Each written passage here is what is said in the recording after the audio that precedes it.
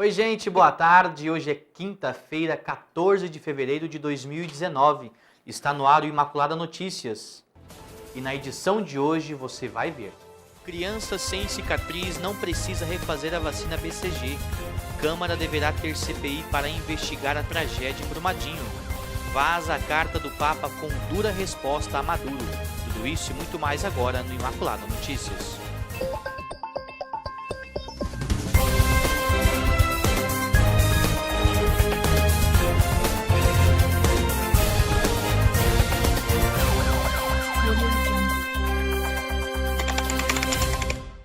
As pessoas não precisam mais ter aquela marquinha no braço específica da vacina BCG, que previne alguns tipos de tuberculose.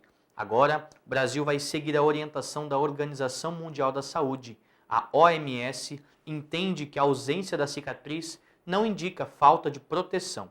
Basta uma dose para o bebê ser imunizado, mas alguns pais ainda estão inseguros. Anceli e Cícero são pais da Natália, que tem 11 meses. Ela tomou a vacina BCG nos primeiros dias de vida e não ficou com a marquinha. Sabendo da nova orientação do Ministério da Saúde, de que apenas uma dose é necessária, Anceli perguntou aos pediatras se era realmente preciso revaciná-la. E se eu vacinava, tinha um motivo. Qual era? Por que vacinar? Hoje, claro, os estudos evoluem, eles chegaram à conclusão que não há mais a necessidade de revacinar. Então, que explique à população sobre isso. A vacina BCG protege a criança das manifestações mais graves da tuberculose, a miliar e a meningia, e faz parte do calendário de vacinação do SUS. É administrada ainda na maternidade ou na primeira visita ao posto de saúde. Inclusive, é uma das vacinas com maior cobertura. Os dados mais recentes indicam que em 2017 a adesão foi de mais de 96% em todo o país. Até então, se não deixasse cicatriz após a imunização, geralmente era reaplicada meses mais tarde. A recomendação do Ministério da Saúde para a vacina BCG é de que as crianças que já tomaram uma dose não precisam ser revacinadas, mesmo que não tenha ficado aquela marquinha característica no braço. A diretriz segue a da Organização Mundial da Saúde. Mesmo sem a cicatriz vacinal, a criança está imunizada. Vacinar de novo é custo e sempre uma segunda dose de BCG tem um risco maior de evento adverso, de reação mais complicada no local. Portanto, se não há benefício, não há por que fazer. A missão da BCG é proteger de formas graves da tuberculose, que a gente não vê mais no país, graças à vacinação. E para isso, uma dose é suficiente. As causas do rompimento da barragem da Vale em Brumadinho poderão ser investigadas pela Câmara dos Deputados. A tendência é seguir o Senado, que aprovou ontem a criação de CPI para investigar a tragédia. Olha, as duas CPIs tendem a fazer a mesma investigação, viu? Foram apresentados 2 requerimentos semelhantes com as assinaturas necessárias para a criação das comissões nas duas casas. E hoje o presidente Rodrigo Maia, aqui da Câmara dos Deputados, disse que diante de um requerimento válido ele não tem outra alternativa a não ser fazer a leitura da CPI em plenário, uma CPI que vai investigar as causas do rompimento da barragem de Brumadinho, assim como a CPI do Senado. Mas ele disse que se o presidente do Senado e do Congresso Nacional, Davi Alcolumbre, conseguir fazer a articulação para juntar essas duas comissões em uma CPI mista, ele vai apoiar. Vamos acompanhar o que ele disse. Tinha o pedido, tem fato determinado, eu não posso, com fato determinado, não tomar uma decisão. Se o presidente do Congresso quiser articular uma CPI mista, eu acredito que a Câmara, os parlamentares vão aceitar do mesmo modo. Bem, e hoje também foram instaladas as comissões permanentes do Senado. Essas comissões são importantes porque todas as proposições legislativas passam por elas antes de irem para o plenário da Casa. São 13 comissões permanentes ao todo, mas vamos falar de algumas mais importantes. A Comissão de Constituição e Justiça é considerada a joia da coroa. Ela vai ser presidida pela senadora Simone Tebet, do MDB de Mato Grosso do Sul, e é importante porque é a comissão onde são feitas as análises constitucionais ali dos projetos de lei e é a comissão de mérito de propostas de emenda à Constituição, como é o caso da reforma da Previdência. É nela também que são feitas as sabatinas dos ministros ministros do Supremo Tribunal Federal. Já a Comissão de Assuntos Econômicos faz a análise orçamentária dos projetos de lei e proposições legislativas e também vai ser a comissão de mérito de algumas reformas importantes econômicas, como é o caso da reforma tributária. É nela também que são feitas as sabatinas de diretores do Banco Central, a primeira delas, inclusive, do próximo presidente do banco, no dia 26. Por fim, temos a Comissão de Relações Exteriores, que faz a sabatina dos embaixadores e vai ser presidida aí pelo senador Nelsinho Trade, do PSD de Mato Grosso do Sul. A Comissão de Assuntos Econômicos, eu esqueci de dizer, vai ser presidida pelo senador Omar Aziz. E essa semana saiu o novo texto da reforma da Previdência. Ela ainda precisa passar pelo aval do presidente Jair Bolsonaro, mas já gera expectativa e curiosidade na sociedade. Vamos acompanhar a reportagem da Antoniele Maciel. O secretário especial de Trabalho e Previdência do Ministério da Economia, Rogério Marinho, afirmou nesta semana que o texto base da proposta da reforma da Previdência já está pronto e que a proposta vai ser apresentada ao presidente Jair Bolsonaro, que deverá dar a palavra final. A proposta sai esse mês, vamos aproveitar que está na Câmara, a última proposta minha, vamos assim dizer, é aproveitar, e ela está no espaço temporal, que termina em 2030. Então, tudo aquilo que é para entrar em vigor até o final de 2022, essa é a última ideia que eu quero ver se a gente consegue colocar em prática, né, e apresentar para o parlamento. Não apresentar, não. Compor com o parlamento, já que a resposta está lá. Segundo Roberto, a conclusão do texto base se deu após várias consultas pela Casa Civil, pelo Ministério do Desenvolvimento Social, Agricultura, das várias secretarias que fazem parte do Ministério da Economia, além da contribuição de economistas de todo o país. O secretário ainda não informou quais são os pontos que ainda devem ser definidos por Jair Bolsonaro. Ele disse ainda que a reforma buscará justiça, equidade e também impacto fiscal para permitir que o Brasil possa crescer e gerar empregos. Ainda não é um texto legitimado, né?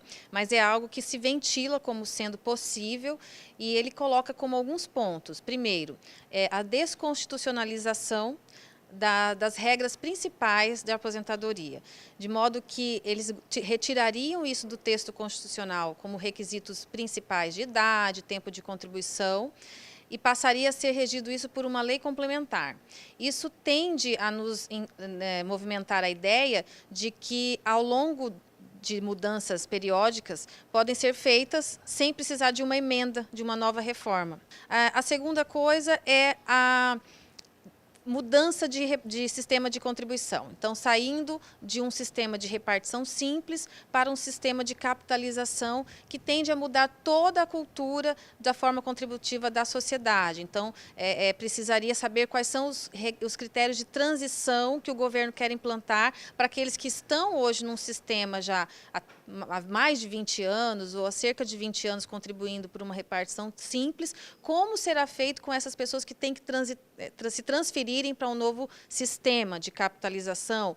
O que a gente espera é que haja um real debate da sociedade, das instituições especializadas e que o governo dê abertura realmente para que os especialistas falem do assunto, não só do ponto de vista econômico, mas também do ponto de vista social.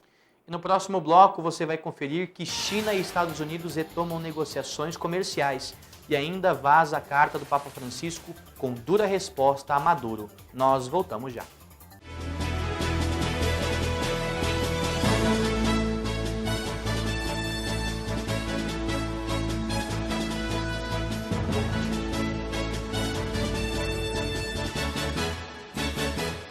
Estados Unidos e China retomaram nesta quinta-feira as negociações comerciais. Faltam 2 semanas para o fim do prazo estabelecido pelo presidente Donald Trump para a aplicação de tarifas às importações chinesas. As discussões comerciais entre China e Estados Unidos foram retomadas nesta quinta-feira em Pequim, perto do fim do prazo estabelecido pelo presidente Donald Trump para a aplicação de tarifas às importações chinesas. Washington estabeleceu até 1º de março para chegar a um acordo comercial com Pequim. Caso contrário, o governo americano aumentará entre 10% e 25% as tarifas de importação de produtos chineses no valor de 200 bilhões de dólares. Há poucos dias, Trump afirmou que o prazo pode ser prorrogado se os dois países estiverem próximos de um acordo. Mas seu governo alertou que ainda resta muito trabalho por fazer antes que as duas maiores economias do planeta superem as divergências.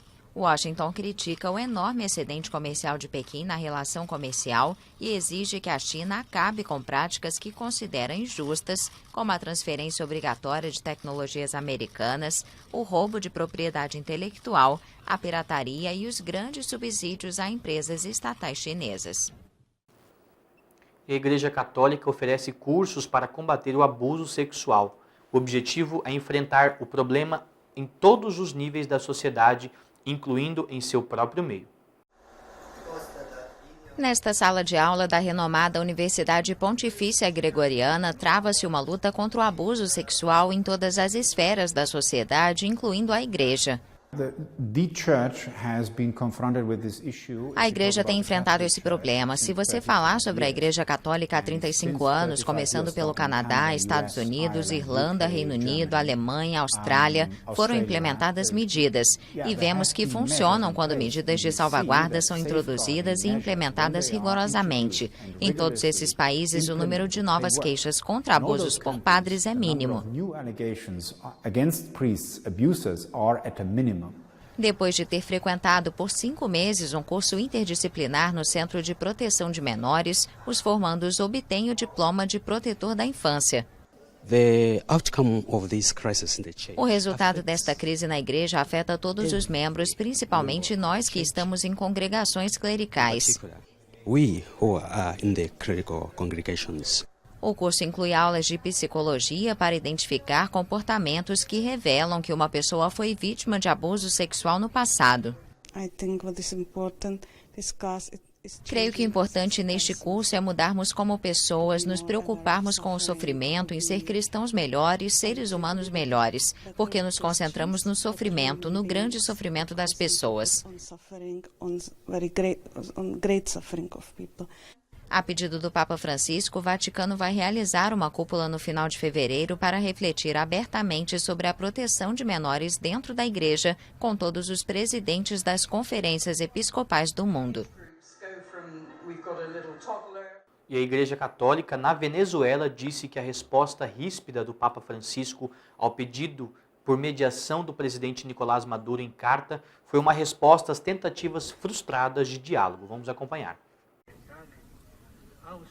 Um documento vazado pela imprensa italiana nesta quarta-feira indica que o Papa Francisco enviou uma dura resposta ao pedido de mediação feito pelo presidente venezuelano Nicolás Maduro.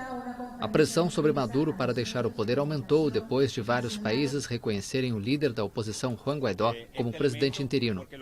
No texto do pontífice, ele recorda que o chefe de Estado quebrou todos os compromissos estabelecidos no passado. A Igreja Católica na Venezuela reforçou a resposta do Santo Padre ao pedido feito por Maduro no início de fevereiro. As solicitudes que houve à intermediação e ao diálogo, sabemos pues como... Pedidos para mediação e diálogo terminaram no passado em fracasso. Os representantes da Igreja ficaram desapontados porque ficou claro que não havia condições ou agenda. Apenas ganharam tempo. Condições claras, nenhuma agenda clara de que era o que aí estava. O arcebispo de Mérida também ressaltou que a igreja não está com Maduro ou com o líder de oposição Juan Guaidó. A carta enviada pelo Papa argentino não foi confirmada nem negada pelo porta-voz interino do Vaticano, Alessandro Ghissotti, que assegurou que se trata de uma carta particular. E agora o nosso assunto é esporte. Ontem nós noticiamos que o Operário aqui de Mato Grosso do Sul iria jogar a Copa do Brasil contra o Botafogo da Paraíba. E mesmo a torcida lotando o Morenão, a equipe sul-mato-grossense não conseguiu segurar a pressão para a equipe paraibana, sofrendo uma goleada e deu adeus à competição nacional. No primeiro tempo, o Botafogo abriu o placar aos 20 minutos com o atacante Dico. O empate do Galo foi logo após o árbitro marcar um toque de mão na área e assinalar o pênalti. Alberto cobrou a penalidade e empatou a partida. Ainda no primeiro tempo, Thiago Miracema foi expulso após agredir Rogério do Botafogo, levando o cartão vermelho direto. No segundo tempo, o Botafogo entrou mais concentrado e matou a partida, marcando os gols que garantiram a vitória por 4-1. O segundo gol da equipe paraibana foi aos 19 minutos, onde Nando de cabeça marcou após cobrança de escanteio. O terceiro gol foi em seguida aos 21 minutos, marcado por Marco Aurélio, fechando a conta, o Nando marcou aos 30 minutos. Na segunda fase, o Botafogo irá enfrentar o Tombense de Minas Gerais, que eliminou ontem o Sport por 3-0. O Operário cabe focar nas partidas das competições que restam em 2019, que é o Campeonato Estadual, a Copa Verde e também, lá no meio do ano, o Campeonato Brasileiro da Série D. Ainda fica a nossa torcida para a equipe sul-mato-grossense nessas competições. Agora, falando ainda do Papa Francisco, o Papa participou nesta quinta-feira do Fórum Internacional de Povos Indígenas, na sede de Roma da Organização das Nações Unidas para a Agricultura e a Alimentação. Para o pontífice, as novas tecnologias não devem contrapor-se às culturas locais, e sim complementá-las. Vamos acompanhar. O Papa Francisco se reuniu nesta quinta-feira com representantes de 31 vilarejos indígenas da América, África, Ásia e do Pacífico. O Fórum Internacional de Povos Indígenas foi realizado na sede de Roma da Organização das Nações Unidas para a Agricultura e a Alimentação. Este ano, o encontro promove o uso do conhecimento dos povos indígenas para permitir o desenvolvimento da resiliência climática e facilitar o desenvolvimento sustentável. O Papa considerou fundamental promover o desenvolvimento rural e lutar contra toda forma de dependência. Se trata de afirmar sempre a centralidade da pessoa. É uma questão de afirmar a centralidade da pessoa humana, lembrando que os novos processos nem sempre podem ser integrados em esquemas estabelecidos a partir do exterior, mas devem partir da mesma cultura local. Sino que devem partir da cultura local. Para o pontífice, as novas tecnologias não devem contrapor-se às culturas locais e aos conhecimentos tradicionais, e sim complementá-las.